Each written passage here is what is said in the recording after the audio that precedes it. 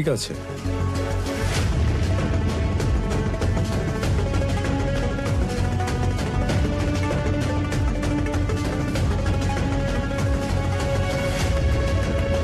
এখন কিচ্ছু বলবেন না, আমাকে একটা সুযোগ দিন।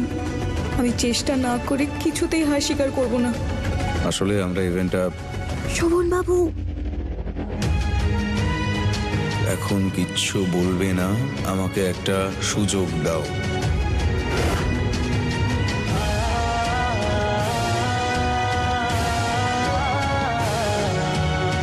হ্যালো মিস্টার শোভন, কি হয়েছে? হ্যাঁ, আসলে আমি বলছিলাম যে আমরা এই ইভেন্টটাকে খুব স্পেশাল বানাতে চাই।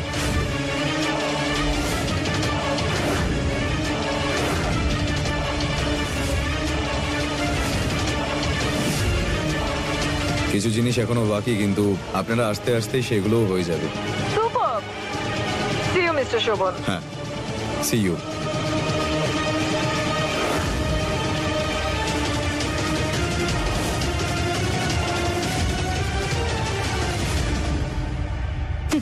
এখন যতই ব্যাঙ ডাকুক বৃষ্টি আর আসছে না। শুধু কাপড়ের নয়, সম্মানেরও চিতা জ্বলছে বাইরে।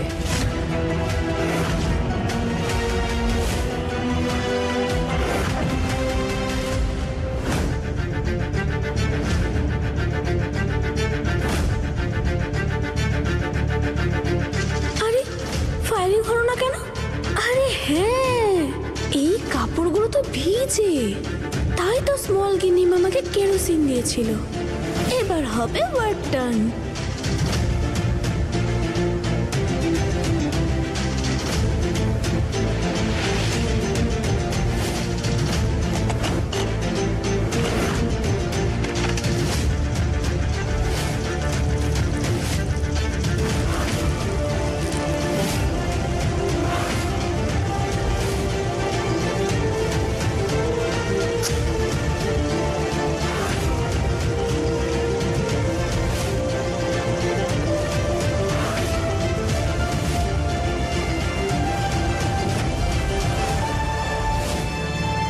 কি করছো তুমি এটা?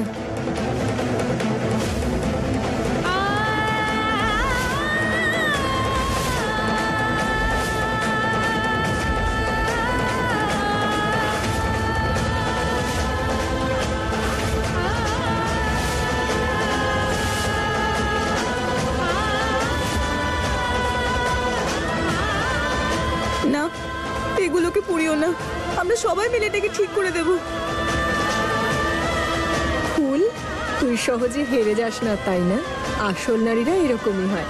সেই রাতেও তুই কেমন সাহস দেখিয়ে আমাদের সবাইকে দিয়ে কাজ করালি।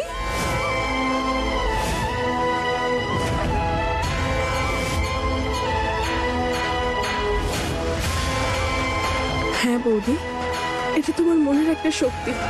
না তুমি নিজে হারো, না অন্যকে হারতে দাও। তুই আমাদের এখানে কাজ করার সুযোগ দিয়েছিস, তোর এই বিপদের সময়ে আমরা তোর সাথে আছি।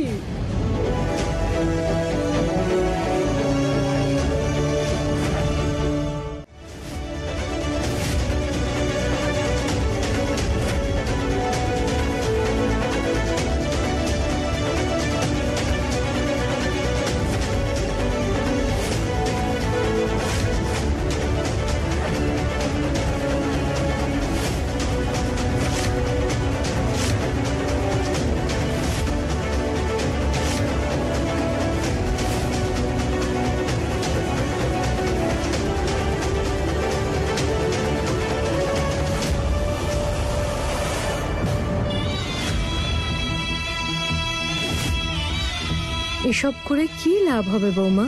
তোমার হাতে সময় কোথায় আছে কিছু করার মতো? মেনে নিলেই হার, আর না মানলেই জিত। চেষ্টা করে যেতে হবে যতক্ষণ না সফল হই। আমি জানি যে কাপড়গুলোকে কি করে ঠিক করতে হবে।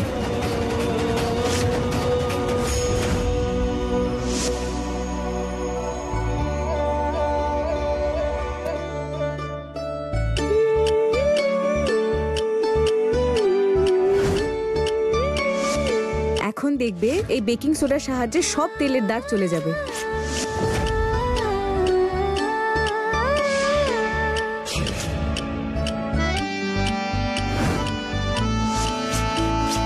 চলুন সবাই কাপড়গুলোকে তাড়াতাড়ি শুকোতে দিই।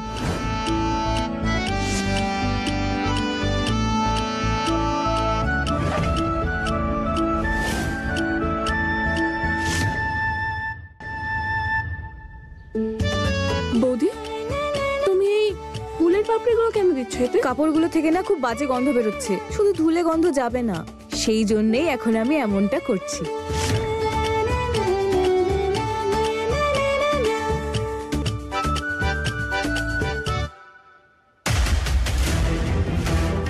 শুধু এই গন্ধ দিয়ে কি এমন হবে বৌমা? কাপড়গুলোকে একবার দেখো, এখনো দাগ লেগে আছে। আমার কথা শোনো, শোভন বাবাকে বলো আজকের প্রোগ্রামটা ক্যান্সেল করে দিতে। না হলে অকারণেই সবার সম্মান নষ্ট হবে। না ছোট মা, এইসব তো কোনো ব্যাপারই না, আপনি চিন্তা করবেন না। আমরা গ্রামেও তো এভাবেই কাজ করতাম, সব সমস্যার একটা দেশীয় সমাধান বার করে নিতাম। ফুলমা, পুরোহিত মশাইয়ের আসার সময় হয়ে গেছে, আর তুমি এখনো তৈরি হওনি। আর তাছাড়া ভোগের আয়োজনও তো দেখতে হবে সব ঠিক হয়েছে কিনা। তুমি একলা সামলাতে পারবে তো? মা, আপনি চিন্তা করবেন না, এনারা সবাই জানেন এদের কি করতে হবে।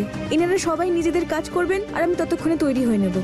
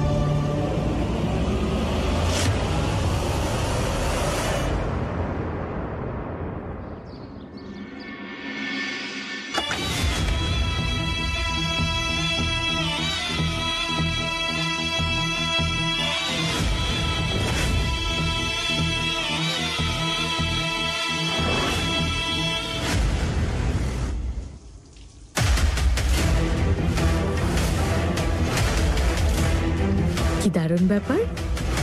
প্রিয় শাশুড়ির দেওয়া শাড়ি পরবে আমাদের এই ভিখারি ফুল বৌমা।